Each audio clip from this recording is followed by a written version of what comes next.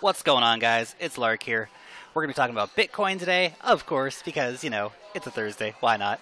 And we're going to be talking about the Korea factor. So why demand in Korea is so high and how that is affecting the market as a whole. So we're looking at the coins that the Koreans are buying up, the ones that they're not buying up, and how the whole Bitcoin market and the altcoin market underneath that is affected by the overall demand. So Bitcoin today at 4,133.27 cents.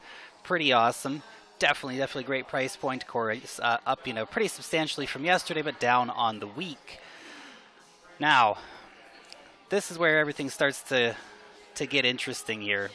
We start looking at who is buying the Bitcoin, right? Who is buying the Bitcoin?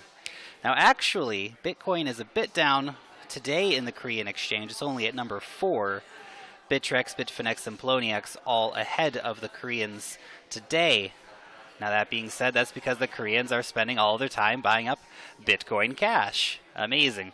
Amazing. So for 3 of the top 5 exchanges selling, and of course 40% of the volume, well 38.29% of the volume of Bitcoin Cash is over on Bithumb. You're going to see Bithumb's name a lot come up. What's going on with Ripple? Oh my god, look at that again. Top 3, Korean won. Bithumb, number 1, 45% of the volume. Are we seeing a pattern? Oh, what's this? Ethereum. Oh, look at that. Oh my god. 2 of the top 3. Again. Bithumb at the top. Litecoin. Hey, Litecoin. Oh, of course. Bithumb again. 21.5% of the total volume. Wow. Dash as well, 33% of the volume. The Koreans are going crazy on it, guys. Oh my god. Even old Ethereum Classic. Again, 3 of the top 5.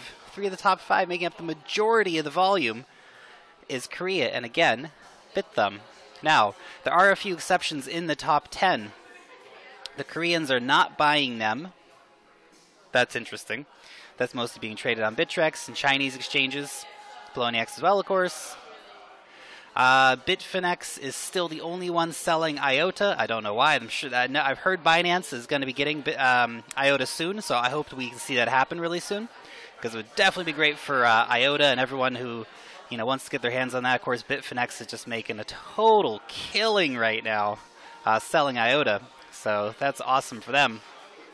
And of course, the Koreans are not buying into NEO. Well, maybe they are, but they have to do it on non-Korean exchanges because it's not listed on any Korean exchanges yet.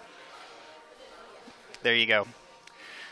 So, very interesting that 7 of the top 10 coins are being bought up by the Koreans. Well, okay, Bitcoin, the number 1 exchange, is not them, but they are definitely in the top 5 for the top 7 of the top 10 coins, which is pretty gosh darn impressive. Now, if you look here at Bithumb, 1.5 trillion, well, 1.43. Don't round up the extra 70 million, Lark.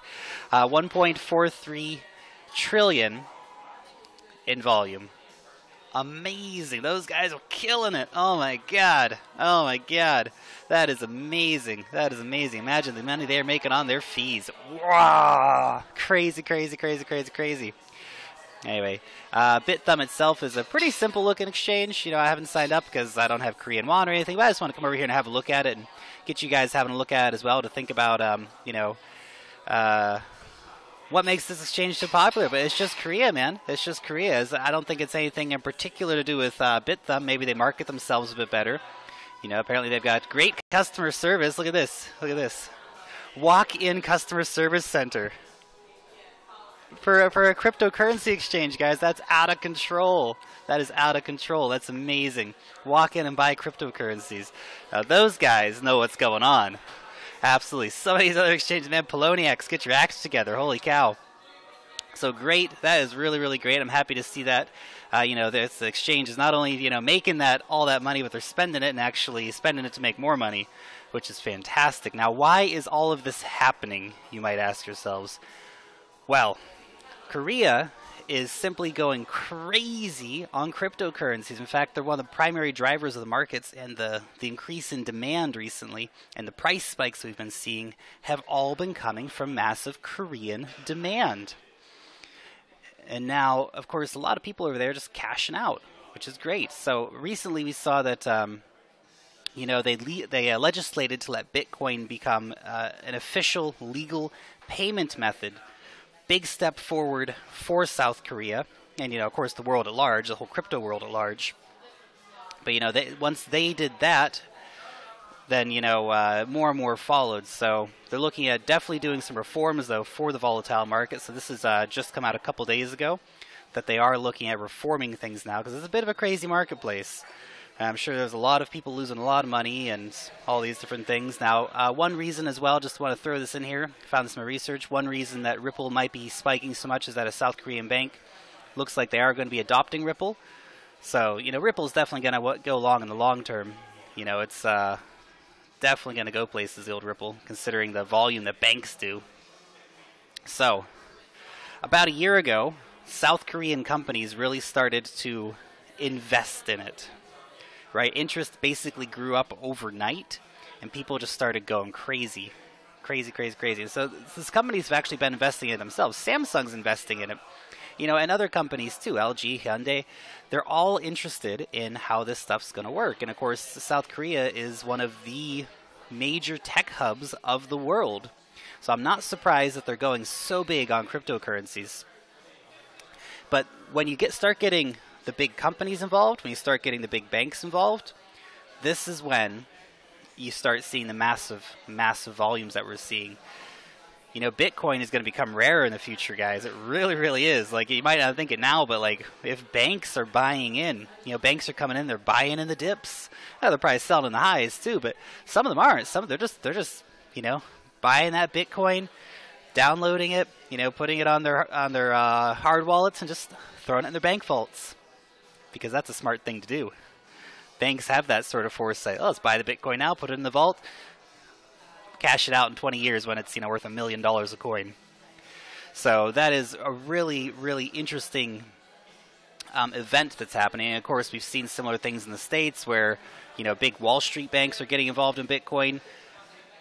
But it's the mom and pop buyers too. And this is one thing that's very interesting for me about... let me just move this one over here. We'll come back to that in a minute. This is one thing that's very interesting for me, is it's actually, you know, grandmas and grandpas, as they say. Grandmas and grandpas come to our office lobby. They want to, you know, $440,000 worth of, you know, Bitcoin or Ethereum or something. It's amazing, guys. It's amazing. So this is back during the Ethereum fever of June, as they called it.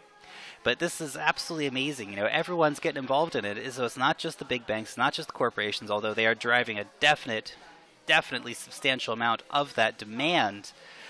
But it's regular people too.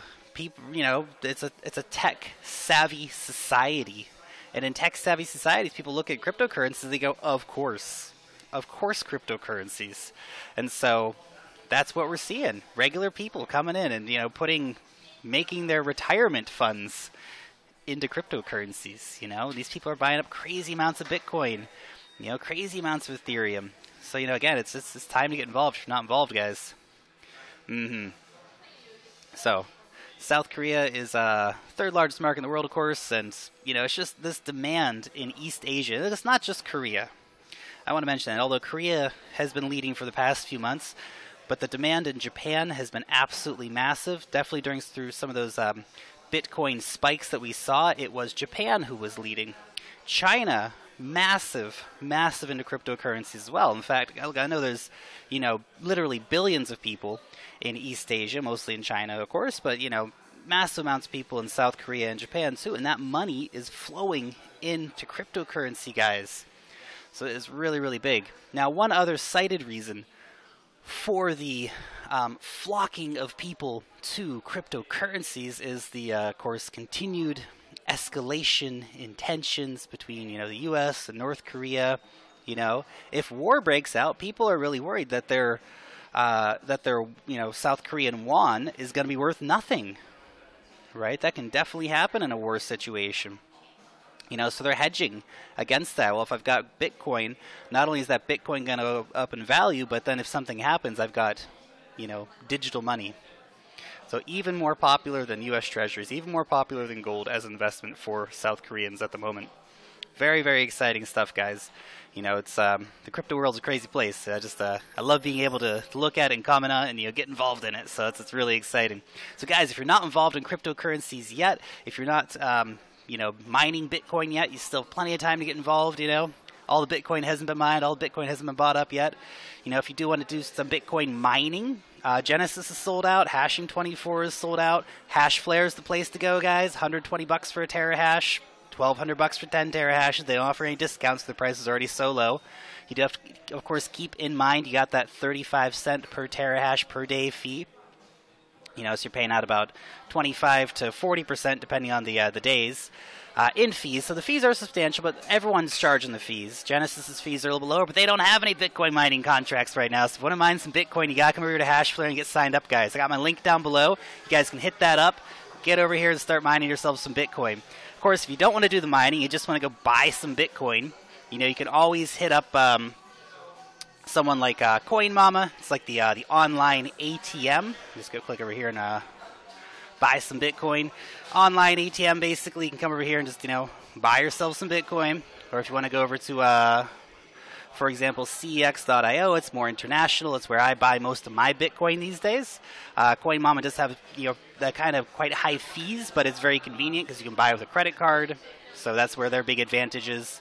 But CEX.io, it's just more of your traditional exchange. You deposit your money, you buy your Bitcoin or Ethereum, if you want to buy Ethereum over there, of course, as well. But, you know, also, guys, I always got to really say, you know, this is just the one I use because here in New Zealand we don't have a lot of options. You know, unfortunately, we don't really have a very good New Zealand dollar to Bitcoin exchange here in New Zealand. So, you know, definitely, if you do have a local option, like if you're in the States, you guys should be using Coinbase. Keeping it real with you guys. Go use Coinbase if you're in the States. You know, if you're in Australia, there's the Australian BTC. You know, in the UK, I'm sure you guys got your own thing, trade pounds for whatever.